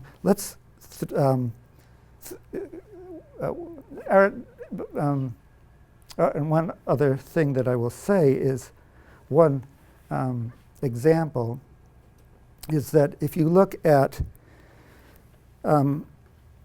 I feel like there's someone like Emerson and Whitman, the transcendentalist stream of thought works in a certain way which is transcendentalist. It assumes a knowledge of the spiritual self. It brackets, so to speak, the personal self. When Whitman writes the Song of Myself, he's not talking about, there's no psychology in that poem. It's the cosmic self. And so the transcendentalists are working from the oversoul, Emerson's oversoul, into the individual soul. And that's one tradition. It's related to what Paul Brunton calls the short path. You have to bracket your person, and you just affirm and access the higher self and work from there. Whereas the depth psychological tradition, which in a sense related to Romanticism, and related, and is certainly one example of that is Rilke, my poet. You're working from the interiority of the psyche and through the long path of soul making, trying to assimilate transpersonal intelligence. But there's a real difference there between a Whitman or an Emerson, and indeed one stream of American philosophy and poetry that works from the spirit into the soul, very different from a Rilke or a Wordsworth or a Proust, who's working from the psyche and trying to access the spiritual level of intelligence through that. And you actually see that in the charts. And one place that it shows up, it has to do with the conjunctions of Chaldeans and Transiturians. Like, we'll throw up Whitman in, why don't we go through, put up Wordsworth's chart, which is actually the next one here. So Wordsworth, you remember what I was talking about, the moon.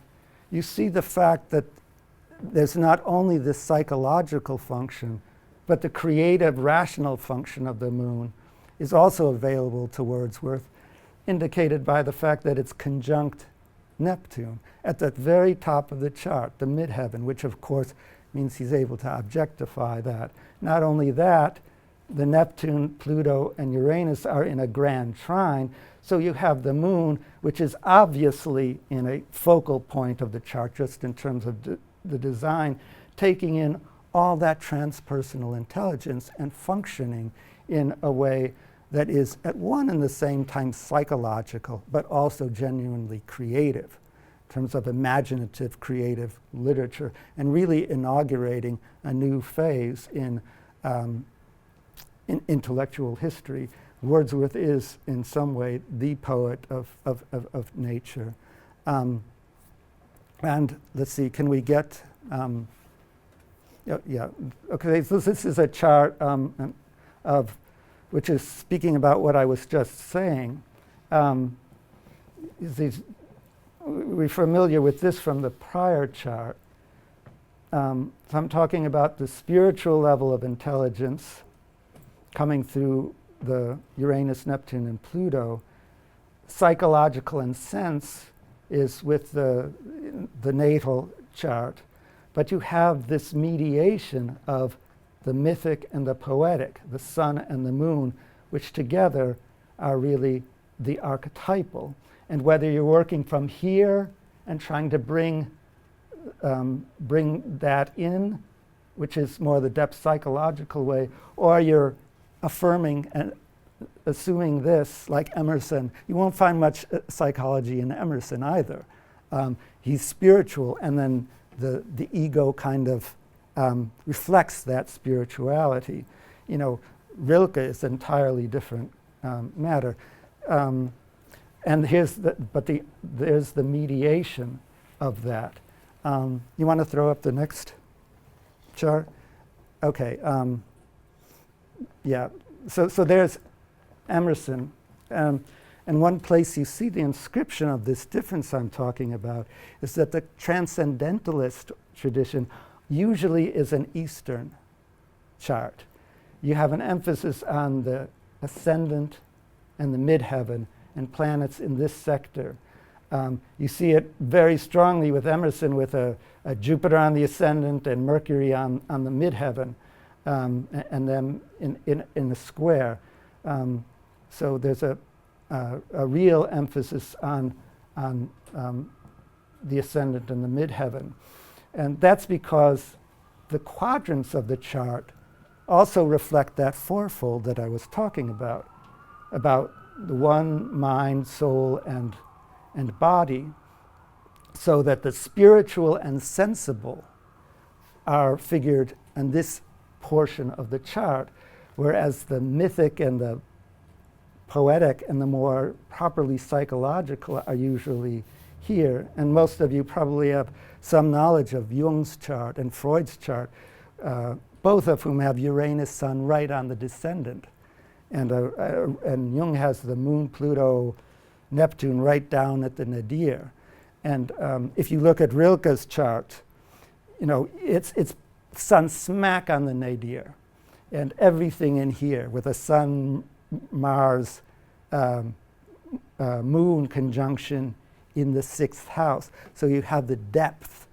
You have, you know, the spiritual self, the depth psychological self, the cultural self involved in imaginative exchange, and then you have the self in the sensible world. And if you look as well at Whitman, let's throw up the next one. This is spectacular in terms of the song of myself coming from a transcendental place. Again, a marked Eastern emphasis, most of the planets on this part. Again, a midheaven, not so much ascendant, but a first house emphasis, the self and the cosmos. And Hillman, interestingly enough, who is a bridge between these traditions, right? Hillman's coming from depth psychology, but he's very American, iconoclastic, Emersonian. He's trying to break away from the subjectivism of depth psychology. He has the Pluto right on the ascendant, Uranus, Mercury, Sun, Moon up in the 10th house. So he's also in that, very much in that department. So again, like these perspectives that I'm sharing with you come out of the background of that I tried to lay out. And I'm sorry we didn't have more time to look at the juicy details, but I'm glad we went through some of the cosmology and epistemology, because it does give an entirely different sense of what we're doing when we're interpreting these particulars. The soul and the nous and so forth, a different kind of cosmic philosophical background. So I've taken almost all the time, which is too bad, but are there questions? I know I've thrown a tremendous amount at you, some of which was very dense, and you've been very patient. So if there are any questions, I'd love to try and answer them. Yeah. You mentioned attaining kind of heliocentric consciousness. Do you work with heliocentric charts at all? No, Anthony was dedicated to, are you asking about Anthony? Yeah. Yeah, he was dedicated to the regular, because he says that's where we are, and we attain, the sun-like body comes through the creative imagination, but we're not standing on the sun. So he was very dedicated to the Ptolemaic vision and felt that was the one, and always worked with that. So working more with the world transits from a whole globe. World transits, right. World transits that come through the personal transits. And the world transits, yes, that's the rational. That's the world mind, entering our psychic stream. And how do we assimilate that? Well, the personal transits. Yeah. Yes. There's a question from a student, Teresita, online, so maybe we'll see her here. Go ahead, Teresita. Can you hear me? Yeah, let me turn you up. 1 second. Okay. All right, better? Yeah. So, thank you. I wanted to start with the definition of philosophy that you shared at the beginning, or Anthony's definition, Yes. that the goal is to become a good citizen. Yes. And I'm wondering if we can infer that this progression towards a larger consciousness is necessarily positive, in that it might allow humanity to recognize our place in the whole, Yes. and learn in turn how to be those good citizens collectively. Very much so, yes. In fact, and I think social cohesion and respect for the other is really premised on respect for the self. And philosophy is a search for self-knowledge. And if one knows oneself, there's no reason to be disrespectful for the other, because there's a knowledge that at root you are actually the same. You are actually both souls, and you are actually connected. And there is no. See, can we go back to the first chart for a minute? One very crucial thing is that this is the place of the subject versus object, what we call the ego. But the fact that Anthony, what he emphasizes, is that the authentic I comes actually from the soul in the nous. It's actually the oversoul. And that any ego, that ego in the embodied self is, when it is an authentic I, it is so, because it's reflecting a higher principle in which connects us all. Because at higher or deeper levels of ourselves, we really aren't, we're many souls, but we're one soul. We're not divided. We're part of that undivided phase of soul. And so, this mystery of the ego, what is the self? Well, the authenticity of our being is from the oversoul. And the more that we develop, the more that we can realize that our egoic identity is only genuine insofar as it is serving this larger identity. And actually, when you put up the now chart, this is something I also wanted to talk about in greater depth than I was able to today. But right now, what we have is a Saturn-Venus-Pluto conjunction in the sky as I'm giving this talk. And that's interesting because the basis of the embodied soul, in a way, is both Saturn and Pluto. Because what I was just talking about is the Pluto is the vehicle of the higher will, the spiritual will. And it's the transiting or rational function of Pluto. There's always, in an almost Buddhist sense, deconstruction of whatever ego constellation has been fixed for the moment. It's transformation. It never stays the same. It's what Emerson calls the perpetual expansion of the self. And the Saturn does consolidate fixed structures which we need to maintain an identity, but it's only a relative. It's only a relative self. So there's a dynamic between Pluto and Saturn, and if you remember that Whitman had that Saturn-Pluto conjunction, you think, oh, Saturn-Pluto conjunction, contraction, and Melville and agony and so forth. Well, for Whitman, it didn't manifest that way at all.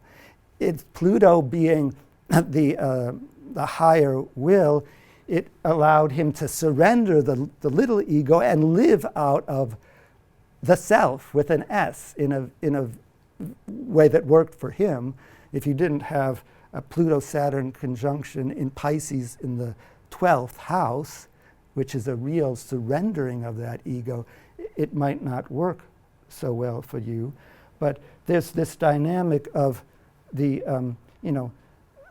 that yes, the Saturn gives us knowledge of our relative self, but the real foundation of our authentic selfhood, our I am, is always involved with the spiritual intelligence, which isn't the separative ego, which isn't the soul divided among bodies. But so this is very interesting. The higher will, the lower will, and the soul, the Venus, sandwich there. And actually, let's put up the painting.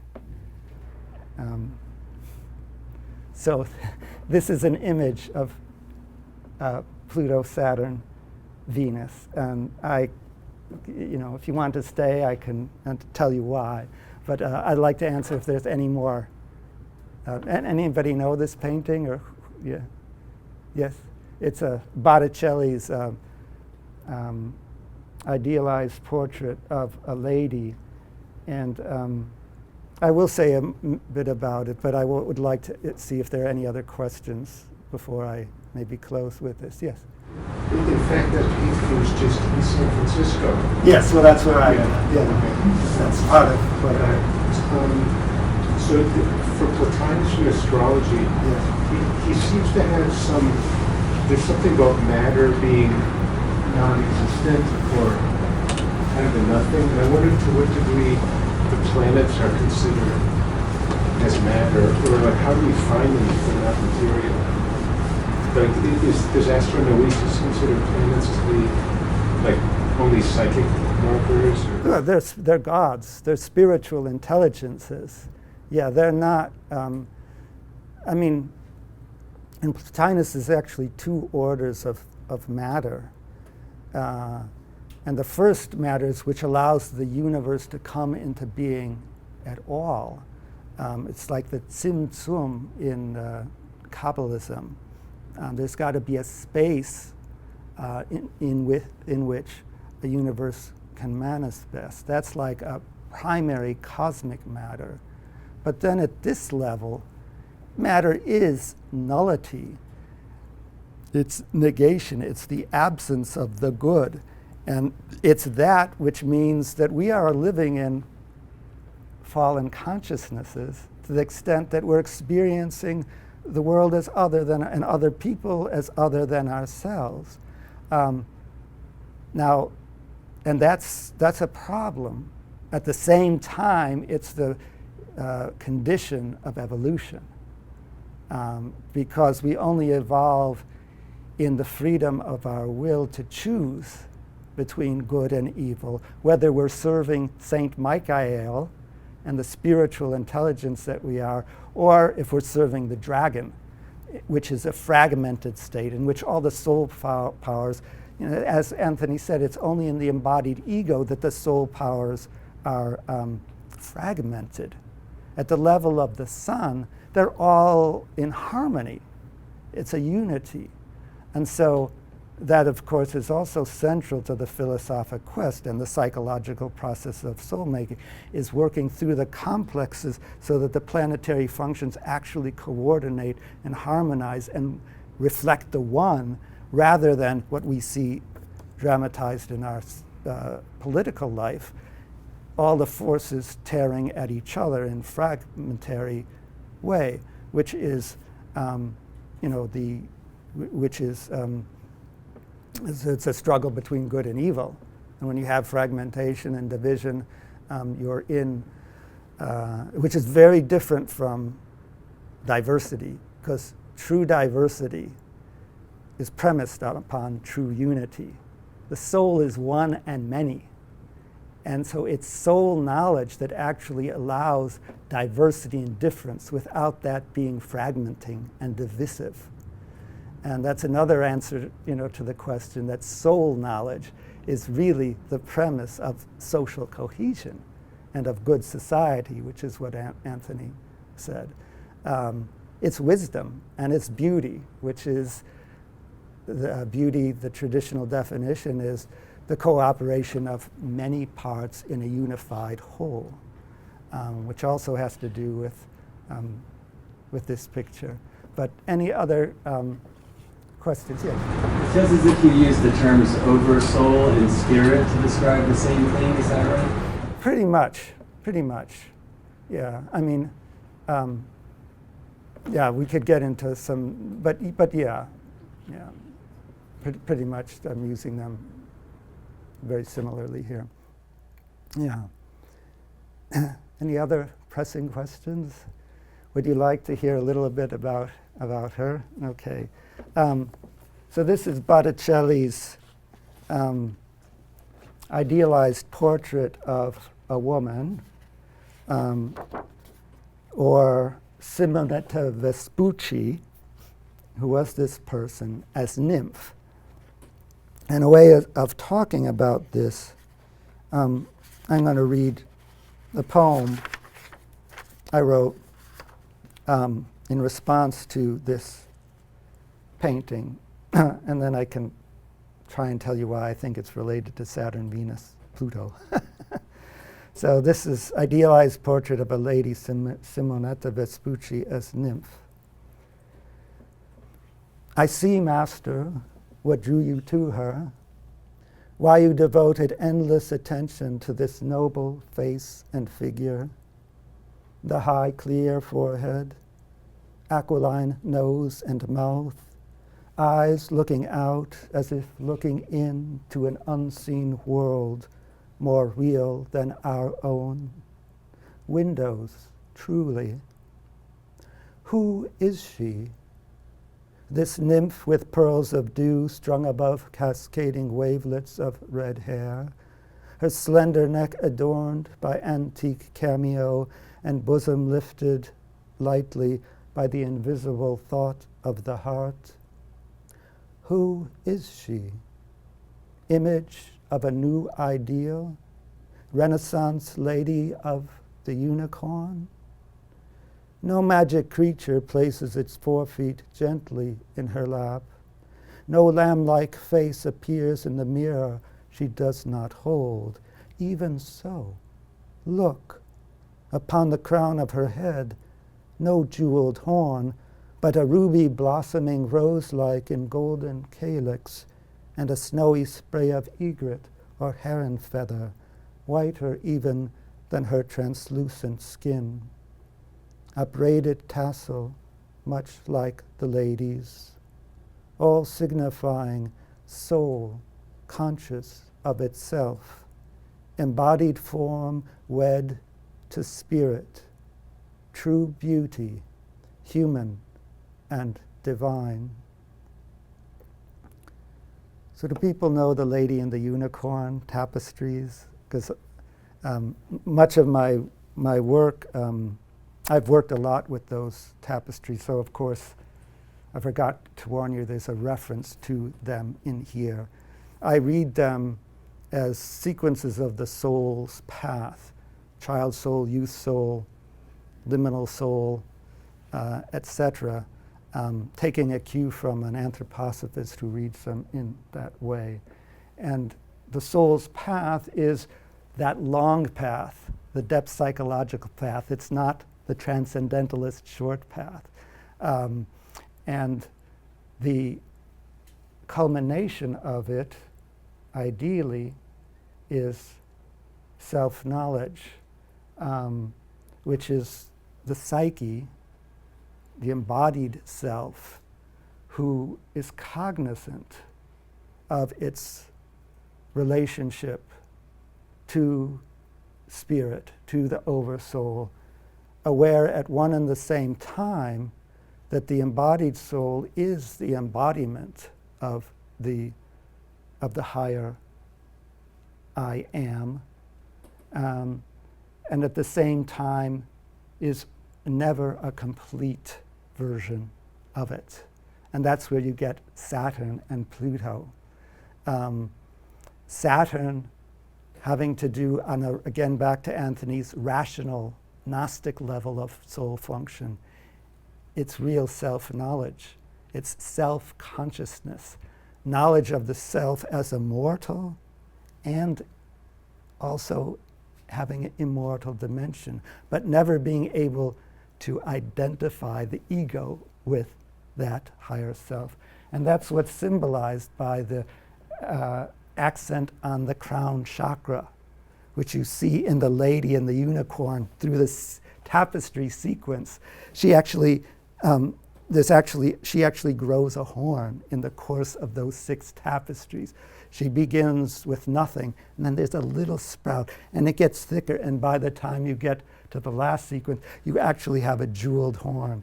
And that is what is also signified here, which of course Saturn would be associated with the crown chakra. It's authentic soul consciousness, which Rudolf Steiner would say perhaps would be the consciousness soul, the embodied ego aligned with a higher will, which would be the Pluto aspect, that you as a vessel are dedicated to doing God's will, not your own. And in that is true beauty, which is where the Venus comes in. In that is embodied form. We're not talking about attaining nirvana some other where. We're talking about the embodiment of the Logos, embodied form wed to spirit. Yeah, and that's true beauty, both human and divine. So that's Botticelli. Yeah. So any other thoughts, questions? I mean, I would gladly stay here all night, but and as usual, I got the best part of the talk in about the last 5 minutes of 2 hours. It always happens to me. I don't know why, but all this stuff that you have to go through, and then what I really want to talk about comes in the last 10, 15 minutes. I don't know what that dynamic is, and maybe I'll get a hold of it someday. But It was wonderful. Thank you. yeah. Well, thank you very much for your patient attention, and I hope it was worthwhile.